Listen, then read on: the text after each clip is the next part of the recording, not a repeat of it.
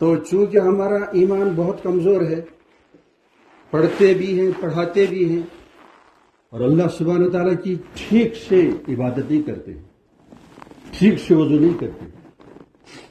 اذان میں بھی نماز میں بھی پتہ نہیں کہاں ہوتی ہے، قرآن حفظ کر رہے ہیں، پڑھ رہے ہیں، درس دے رہے ہیں، سن رہے ہیں، پتہ نہیں دل دماغ کہاں ہے، نماز میں بھی ہم نماز نہیں ہوتے، یہ ہماری بیماری ہے۔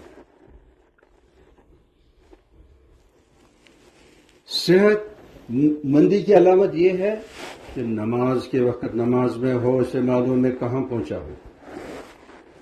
کیا پڑھ رہا ہوں،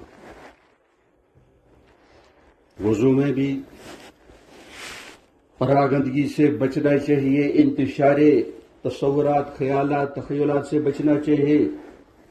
کہ اب مجھے اللہ کے حضور جانا ہے، مسجد میں جانا ہے،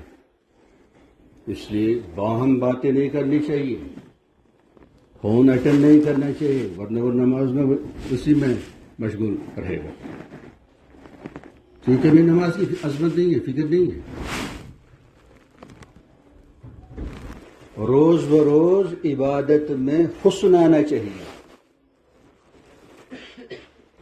صرف عبادت نہیں بلکہ حسن عبادت مطلوب ہے۔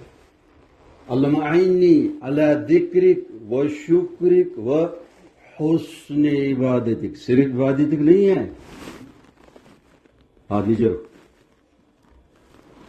آگے سن، عبادت مطلب نہیں بلکہ حسن عبادت، بہترین حسین جمیل عبادت۔ لیبلوکم ایکم احسن عملا،